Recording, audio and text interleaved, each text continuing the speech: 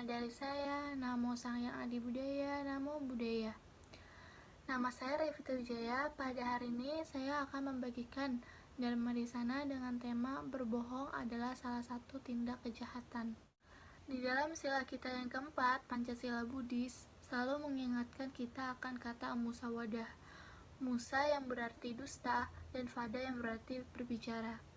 Berarti musawadah dapat diartikan dengan berbohong atau berdusta melalui kata-kata atau ucapan yang kita ucapkan.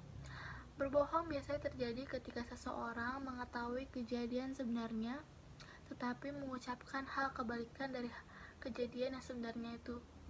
Ada 4 hal yang dapat dikatakan seseorang itu berbohong. Yang pertama yaitu apa yang dikatakannya tidak sesuai dengan apa yang dialaminya atau tidak sesuai dengan kejadian yang sebenarnya. Yang kedua yaitu berniat dan atau berusaha untuk menipu orang lain. Yang ketiga, perkataannya dianggap sebagai kebenaran. Dan yang keempat, semua perkataannya dianggap oleh orang lain sebagai pembenarannya. Keempat hal tersebut merupakan tindakan berbohong yang sesuai dengan hukum karma. Apabila tindakan tersebut merugikan orang banyak atau orang lain, maka tindakan tersebut dapat mengantarkan kita ke alam yang rendah. Dan berat karma dari pembohong dihitung sesuai dengan moral atau spiritual korbannya. Apabila semakin tinggi tingkat moral atau spiritual korban, maka semakin berat juga perbuatannya. Cara menghindari berbohong. Ketika ada seseorang yang menghampiri kita dengan niat meminjam sesuatu barang milik kita, tetapi kita tidak dapat meminjamkannya, dan pada saat itu juga kita berkata tidak memilikinya, padahal kita memilikinya, hal itu sudah termasuk berbohong. Berbohong jenis ini merupakan pelanggaran ringan karena tidak merugikan kedua belah pihak. Nah, kasus ini harus kita hindari. Lebih baik kita jujur kepadanya dan meminta maaf, serta berkata bahwa barang itu tidak dapat kita pinjamkan karena merupakan keperluan diri kita sendiri. Maka dari itu, berbohong dapat kita hindari. Orang yang bermoral selalu memiliki cara untuk mengendalikan diri agar tidak berbohong. Kejujuran.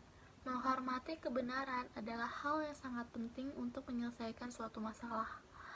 Dalam suatu kasus di persidangan, ketika seseorang diperiksa sebagai saksi, maka orang itu harus memberikan saksi yang sesuai dengan apa yang dia lihat, dia dengar, dia ketahui, dan dikemukakan dalam kasus tersebut. Orang tersebut tidak boleh memberikan kesaksian palsu tentang apa yang dia lihat dan tidak dia dengar, tidak dia lihat, tidak dia ketahui, dan tidak ditemukan dalam kasus tersebut. Orang yang jujur akan selalu dipercaya dan dihormati oleh orang lain. Melatih pikiran untuk tidak berbohong. Ketika kita sudah menyadari bahwa setiap orang harus menjunjung tinggi nilai kebenaran, maka di saat itulah juga kita harus memulai melatih diri kita untuk tidak berbohong kepada siapapun dan dimanapun juga. Akibat dari berbohong. Apabila seseorang dalam masa kehidupannya sering melakukan kebohongan, sering berbohong, maka saat kematiannya tiba, maka orang itu akan terlahir ke alam yang rendah. Dan setelah itu sesuai dengan karmanya, ia bisa terlahir kembali sebagai manusia. Dan sebagai akibatnya, ia mendapatkan tuduhan palsu yang dilontarkan orang lain kepadanya di kehidupan barunya. Berkata yang jujur. Dalam buku komentar Kuda Kapata dan Itif Hutaka disebutkan manfaat seseorang yang berkata jujur dan tidak berbohong, yaitu tidak memiliki bau mulut, memiliki barisan gigi yang putih dan bersih, perkataannya selalu mempengaruhi orang lain, ketika berbicara selalu menarik perhatian orang lain, memiliki kepribadian yang menyenangkan kepada siapapun juga, memiliki landasan indera yang baik dan sehat jasmani, memiliki pikiran yang tenang, bebas dari stres, dan selalu tidak memikirkan hal-hal jahat, mudah dinasehati dan tidak sombong, memiliki lidah yang berwarna kemerahan, lunak, dan tipis, postur tubuhnya sesuai dengan atau seimbang dengan orangnya, tubuhnya tidak terlalu gemuk dan tidak terlalu kurus, tubuhnya tidak terlalu tinggi dan tidak terlalu pendek,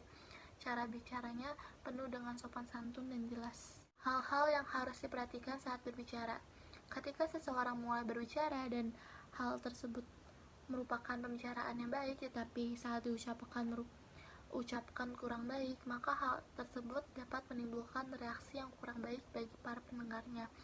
Begitu pula juga dengan yang bertele-tele dan selalu menggunakan kata-kata yang tidak baik, maka orang-orang dan pendengar-pendengarnya akan sulit menerimanya. Ada beberapa pembicara yang tulus mengucapkannya, tetapi kata-katanya harus diperhatikan, dan juga ada pula pembicara yang selalu menyinggung perasaan pendengarnya sehingga apa yang semua disampaikannya tidak dapat diterima oleh para pendengarnya. Seorang pembicara yang terampil perlu memperhatikan beberapa hal, yaitu yang pertama, berbicara dengan jelas dan tepat. Yang kedua, tersusun dengan rapi kosakatanya. Yang ketiga, orangnya bersahaja dan menyenangkan. Dengan itu, maka orang itu pasti menarik, dan orang ini dapat menarik banyak perhatian orang, dan apa yang disampaikannya dapat menarik simpati orang banyak. Inilah manfaat dari berbicara dengan benar. Orang yang memiliki keteguhan hati akan menghindari berbohong dan meninggalkan fitnah.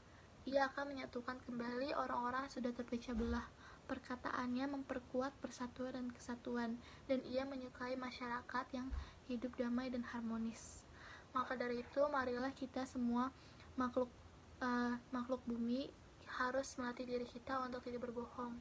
Latihlah diri kita untuk berani mengendalikan diri kita dalam situasi apapun dan dimanapun dan kepada siapapun untuk tidak berbohong, sekalipun hal itu merupakan hal yang mendesak, karena berbohong dapat mengantarkan diri kita ke alam yang lebih rendah. Sekian Dharma Desan dari saya, semoga bermanfaat. Namo Sang Hyang Adi Budaya, Namo Buddhaya. Terima kasih.